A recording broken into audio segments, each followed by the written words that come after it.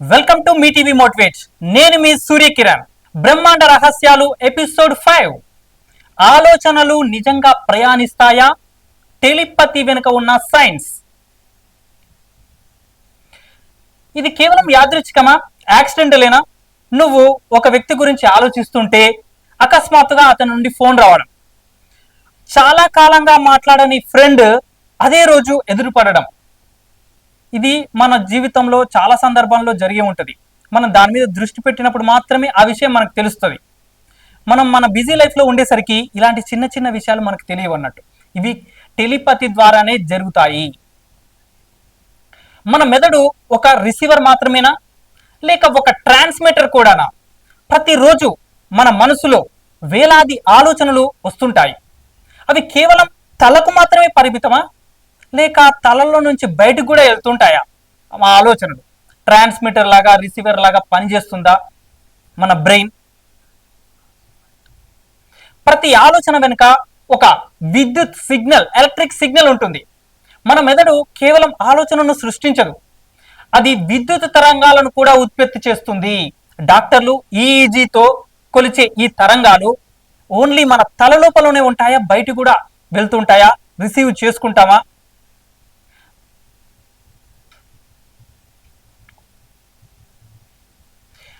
మెదడు ఒక రేడియోలా పనిచేస్తుందా? ప్రతి ఆలోచన ఒక సిగ్నల్, ప్రతి భావోద్వేగం ఒక చిన్న తరంగం. ఇక్కడ చూడండి, రేడియో ప్రసారాలు ఎట్లా జరుగుతాయి? రేడియో ట్రాన్స్మిషన్, టవర్ నుంచి వస్తే సిగ్నల్, అది కూడా రిసీవ్ చేసుకుంటుంది. సేమ్ యాజ్ ఇట్ ఈస్ మన బ్రెయిన్ కూడా, ప్రతి ఒక్కరి బ్రెయిన్ కూడా రిసీవ్ చేసుకుంటుంది, at the same time transmit కూడా చేస్తుంది అన్నట్టు. దాన్ని బ్రెయిన్ ట్రాన్స్మిషన్. ఇక్కడ చూసుకుంటే ప్రతి భావోద్వేగం ఒక ఫ్రీక్వెన్సీ. ప్రతి ఒక్కరూ తెలుసుకోవాల్సిన అంశం ఇది. ఇక్కడ ఏంది మనకు తెలిసింది? కోపం, భయం, ప్రేమ, మనకు తెలిసిన ఇవి ఎమోషన్స్. కానీ ఈ ఎమోషన్స్ అనేటివి ఫ్రీక్వెన్సీలో ఉంటాయి అన్నట్టు. ఫ్రీక్వెన్సీ అంటే ఏంటిది? ఈ పదం యొక్క అర్థం, ఒక సెకండ్లో ఎన్ని తరంగాలు వస్తాయో దాన్ని ఫ్రీక్వెన్సీ అంటారు. కోపానికి ఫ్రీక్వెన్సీ ఇట్లా, భయానికి ఫ్రీక్వెన్సీ ఇట్లా, ప్రేమకు ఫ్రీక్వెన్సీ ఇట్లా ఉందని అనుకోండి. ఒక్కొక్క దానికి డిఫరెంట్గా ఉంటుంది అన్నట్టు.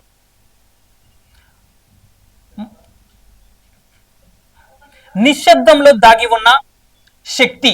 ఈ పర్సన్ ఉన్నాడు అనుకోండి, ఒక రూమ్లోకి వెళ్ళాడు, కొన్ని చోట్లకి వెళ్ళగానే అసౌకర్యం, మరికొన్ని చోట్ల ప్రశాంతం. ఎవరు మాట్లాడకపోయినా అక్కడ ఎనర్జీని మనం ఫీల్ అవుతాం. ఇది మన జీవితంలో చాలా సందర్భాల్లో జరుగుతుంది. మనం టెంపుల్కి వెళ్ళినప్పుడు మన ఫీలింగ్ ఎలా ఉంటుంది? అక్కడ ఏమీ ఉండదు, కానీ మనం ప్రశాంతంగా ఫీల్ అవుతాం. హాస్పిటల్కి వెళ్ళినప్పుడు ఎట్లుంటుంది? ఒక జైలు అట్మాస్ఫియర్కి వెళ్ళినప్పుడు ఎట్లా ఉంటుంది? కొన్ని ప్లేసెస్కి వెళ్ళినప్పుడు అక్కడ ఉన్న ఎనర్జీ అనేది మన మీద ప్రభావం చూపిస్తుంది అన్నట్టు.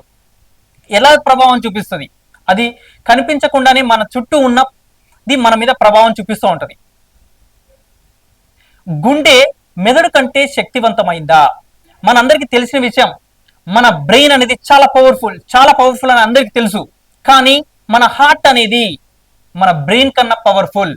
ఎందుకంటే ఇది మ్యాగ్నెటిక్ ఫీల్డ్ ని రిలీజ్ చేస్తూ ఉంటుంది. గుండె సృష్టించే మ్యాగ్నెటిక్ ఫీల్డ్ మన శరీరం బయట కూడా కొంత దూరం వరకు విస్తరిస్తుంది. వాళ్ళు ఏమి మాట్లాడకపోయినా వారి భావోద్వేగ స్థితి మన మీద ప్రభావం చూపిస్తుంది. కొందరి దగ్గరికి వెళ్ళినప్పుడు వాళ్ళేం మాట్లాడకపోయినా, మనం చెప్పింది వాళ్ళు వినకపోయినా మనకు ఒక ఫీలింగ్ వస్తుంది అన్నట్టు. కొందరి దగ్గరికి వెళ్ళగానే భయం అవుతుంది, కొందరి దగ్గరికి వెళ్ళగానే ప్రశాంతంగా ఫీల్ అవుతాం. ఒక్కొక్క పర్సన్ ఒక్కొక్క లాగా ఉంటాడు. మన మాటల ద్వారా, చెవుల ద్వారా కమ్యూనికేషన్ జరగకపోయినా కూడా మనకు ఒక ఫీలింగ్ జరుగుతుంది. అది ఎలా జరుగుతుందంటే ఈ ఎలక్ట్రోమాగ్నెటిక్ ఫీల్డ్ వల్లనే జరుగుతుంది. Energy science. ఇక్కడ ఉన్న ఎనర్జీ సైన్స్ ఏంటి? మెదడు వర్సెస్ గుండె. మెదడు యొక్క తరంగాలు విద్యుత్ తరంగాలు అయితే, గుండె యొక్క తరంగాలు మ్యాగ్నెటిక్ తరంగాలు. మెదడు యొక్క ప్రభావం ఆలోచనల ద్వారా ప్రభావం చూపిస్తే, మన హార్ట్ ఎమోషన్స్ ద్వారా ప్రభావం చూపిస్తుంది. కానీ మన ఆలోచనల కన్నా మన ఎమోషన్స్కే ఎక్కువ పవర్ ఉంటుంది. అవతల వాళ్ళ వల్ల ఎక్కువ ప్రభావం చూపిస్తాను అన్నట్టు. ఎట్లా? అందుకే మన పెద్దలు చెప్పేవారు, మంచి వాళ్ళతో తిరగని. వాళ్ళు కేవలం ప్రవర్తన గురించి చెప్పలేదు, వారు ఎనర్జీ గురించి చెప్తున్నారు అన్నట్టు. కొందరు బయట వ్యక్తులు ఎట్లా అంటే చాలా మంచోడు అనిపిస్తుంది బయట చేసే పనుల వల్ల, కానీ వాళ్ళ దగ్గరికి వెళ్ళి తెలిసినప్పుడు ఆ ఫ్రీక్వెన్సీ వల్ల మనకు తెలిసిపోతుంది అన్నట్టు. మనం ప్రశాంతంగా ఉంటే వాళ్ళు చాలా వాళ్ళు ఎలాంటి వారో మనకు తెలిసిపోద్ది. ఆ ఫ్రీక్వెన్సీ మన మీద ప్రభావం చూపిస్తుంది. దేనివల్ల? ఫ్రీక్వెన్సీ, మన మన హార్ట్ రిలీజ్ చేసే మ్యాగ్నెటిక్ వేవ్స్ వల్ల. సింపుల్ గా ఈ చిన్న లైన్ చూడండి, పెద్దలు ఏం చెప్పేవాళ్ళు, మంచి వాళ్ళతో తిరుగు, కానీ వాళ్ళ కేవలం ప్రవర్తన గురించి కాదు, వారి ఎనర్జీ గురించి చెప్తున్నారు. ఆ విషయం మనం అర్థం చేసుకోవాలి. టెలిపతి, మాటల కంటే లోతైన కనెక్షన్. మాటల కంటే లోతైన కనెక్షన్ అంటే ఏంటి? మనం పుట్టినప్పటి నుంచి పెరిగి పెద్ద చచ్చిపోయేంత వరకు మనకు తెలిసిన విషయాలు ఏంటంటే, మనం చెప్పేది అవతలోడు వింటే వాడు చెవులతోటి అర్థం చేసుకుంటే మనకు వాడు ఏం చెప్తున్నాడని మనకు అర్థమైపోతుంది. కానీ టెలిపతి అంటే చెప్పకపోయినా అర్థం చేసుకునే విధానం. ఇది ఎలా జరుగుతుంది? దాదాపుగా ప్రతి ఒక్క లైఫ్ లో జరుగుతుంటది, కానీ మనం దాని మీద ఫోకస్ చేయకపోవడం వల్ల తెలియకపోవచ్చు. అమ్మకు అకస్మాత్తుగా పిల్లల గురించి ఆందోళన కలగడం, చిన్న పిల్లోడు వాడికి ఏదో జరిగిందన్న విషయం అమ్మకు తెలిసిపోతూ ఉంటది అన్నట్టు. ఇది ఎట్లా జరుగుతుందంటే టెలిపతి ద్వారానే జరుగుతుంది. క్లోజ్ ఫ్రెండ్స్ ఒకే సమయంలో ఒకే విషయం గురించి ఆలోచించటం, వాళ్ళు ఒకటే ఫ్రీక్వెన్సీలో ఉన్నారు అన్నట్టు. ఇద్దరికి ఒకటే థాట్ వస్తుంది ఒకటేసారి, కానీ ఒకడు ముందు చెప్తాడు. ఫర్ ఎగ్జాంపుల్, క్లాస్ రూమ్ లో ఒకడు సార్ క్వశ్చన్ అడిగినంటే ఎమ్మటే ఇంకొకరు వస్తుంది, ఒకరికి థాట్ వస్తుంది, కానీ వాడు రిలీజ్ చేయడు, బయటకు చెప్పలేకపోవచ్చు, వాడు ఇంట్రోవర్ట్ కావచ్చు, కానీ ఇంకో లేచి ఎమ్మటే ఆన్సర్ చెప్తాడు. ఎవరో కాల్ చేయబోతున్నారని ముందే అనిపించడం, ఇది కూడా చాలా సందర్భాల్లో కొందరికి జరిగే ఉంటుంది. ఇది ఎలా జరుగుతుంది? టెలిపతి ద్వారానే జరుగుతుంది. నిశ్శబ్దం ఒక పవర్ఫుల్ యాంటీనా.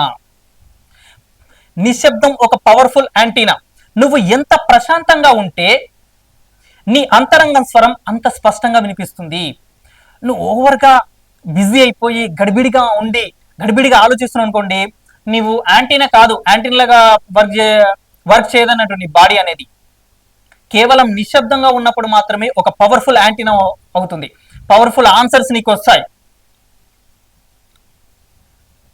అదృశ్య వలయం, ఇక్కడ చూసారా, ఇక్కడ నలుగురు ఉన్నారు, కానీ మధ్యలో ఈ వేవ్స్ అన్ని కనిపించవు, మనకు వేవ్స్ అన్ని కనిపించవు. సేమ్ మన ఇంటర్నెట్, మన సెల్ ఫోన్ సిగ్నల్స్ లాగానే ఒకరి బ్రెయిన్ నుంచి ఒకరి హార్ట్ నుంచి ఒకరికి కనెక్షన్స్ ఎట్లా ఉన్నాయో ఒకసారి అర్థం చేసుకోండి. మన ఆలోచనలు కేవలం మన తలలో బంధించబడినవి కావు, అవి మన శరీరాన్ని, మన భావాలను, మన చుట్టూ ఉన్న వారిని కూడా ప్రభావితం చేస్తాయి. ఇక్కడ మెయిన్ పాయింట్ ఏంటంటే అవి మన శరీరాన్ని, మన ఆలోచనలు మన శరీరాన్ని అవి ఎట్లా ప్రభావం చూపిస్తాయి? ఒకరికొకరు ఏదో ఒక డిజీజ్ వచ్చింది, వ్యాధి వచ్చింది, కానీ అంతకన్నా ముందే వాళ్ళ మైండ్లో ఒక థాట్ వస్తుంది, ఆ థాటే వాళ్ళ యొక్క శరీరాన్ని ప్రభావం చూపిస్తుంది అన్నట్టు. అట్లాగే ఎమోషన్స్ మీద ప్రభావం చూపిస్తుంది, ఆ ఎమోషన్స్ ఏం చేస్తాయి, పక్క వాళ్ళ కూడా మీద ప్రభావం చూపిస్తాయి. కేవలం ఒక థాటే ఇన్ని విధాలుగా స్ప్రెడ్ అయిపోయింది, వాళ్ళకి తెలియకుండానే, వాళ్ళకి కనిపించకుండానే. ఇక్కడ చూడండి, డెస్టినీ పైప్ లైన్, ఒక ఆలోచన యొక్క ప్రయాణం ఎట్లా జరుగుతుంది. ఇక్కడ చూడండి, భవిష్యత్తు, మన భవిష్యత్తు ఉంటుందో ఎవరికి తెలియదు, దేవుడు రాసేస్తాడు, మనం అట్లా జీవించేస్తున్నాం, లేకపోతే నేను కష్టపడి నేను సాధించుకున్నా, ఇట్లా చేసినా అని కొందరు చెప్తూ ఉంటారు. కానీ ఆ భవిష్యత్తుకు చేరుకోవడానికి స్టెప్ బై స్టెప్, ఆలోచన చిన్నది కాదు, అది ప్రతి మార్పు మొదలయ్యే విత్తనం. ఎట్లా? ఫస్ట్ థాట్, ఒక ఆలోచన చర్యలాగా మారుతుంది, అదే మన అలవాటులాగా మారుతుంది, అదే మనకు క్యారెక్టరైజేషన్ అవుతుంది, అదే మనకు భవిష్యత్తు అవుతుంది. ఈ భవిష్యత్తు ఎక్కడి నుంచి వచ్చిందంటే అది మన లోపల పుట్టిన ఆలోచన దగ్గర నుంచే. అది ఒక విత్తనలాగా పెరిగి పెద్దదయ్యి మన భవిష్యత్తులాగా మారుతుంది. ఆ భవిష్యత్తును మార్చుకోవాలంటే ఫస్ట్ మార్చుకోవాల్సింది ఏంది? మన యొక్క ఆలోచన విధానం. దానికి తగ్గట్టుగా మన యొక్క భావోద్వేగాలు మారుతూ ఉంటాయి. అట్లా మన భవిష్యత్తు అనేది మనకు తెలియకుండానే క్రియేట్ అయిపోతూ ఉంటుంది. వాస్తవాన్ని సృష్టించే శక్తి, మన వాస్తవాన్ని దేవుడు సృష్టిస్తున్నాడు, మనం దాంట్లో ఒక పాత్రధారులము మాత్రమే అని మనం అనుకుంటాం. చాలా మంది కూడా చెప్తూ ఉంటారు, ప్రతిరోజు నువ్వు ఏం ఆలోచిస్తున్నావో అదే నీ జీవితాన్ని నిర్మిస్తోంది. మనం ఏమేమి ఆలోచిస్తున్నామో మనం గమనించాం, ఏదో చెత్తకు దోషింది, ఏది పడితే అది ఆలోచిస్తూనే ఉంటాం, మనకి ఏది దోస్తే అది ఆలోచిస్తాం, ఎట్లా పడితే అట్లా ఆలోచిస్తాం, ఏమవుతుందిలే అనుకుంటాం. కానీ సబ్ కాన్షియస్గా అవి మన లోపలనే ఉండి నెక్స్ట్ లెవెల్కి వెళ్తూ ఉంటాయి, అవి మనం అర్థం చేసుకోలేము. ఇప్పుడు ఫర్ ఎగ్జాంపుల్ ఎట్లా అంటే,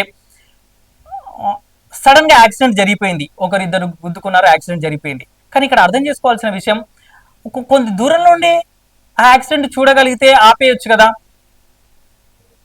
బస్సు అక్కడి నుంచి వస్తుంది, మనం ఇక్కడి నుంచి వెళ్తున్నాం, వాడు చూసుకోకుండా దగ్గరికి వెళ్ళి గుద్దాడు, 1 మీటర్ లోపు కొంత దూరంలోనే ఆపేయగలిగితే అది తాటి దగ్గరని, మన ఆలోచనల దగ్గరని ఏదైనా ఆపగలిగితే అది ఒక పెద్ద పెను ప్రమాదంలా జరగదు.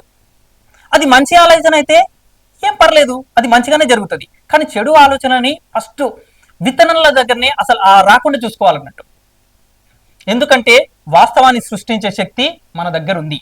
మన వాస్తవాన్ని మనమే సృష్టించుకుంటున్నాం. అది కేవలం మన ఆలోచనల ద్వారా, మన ఎమోషన్స్ ద్వారా.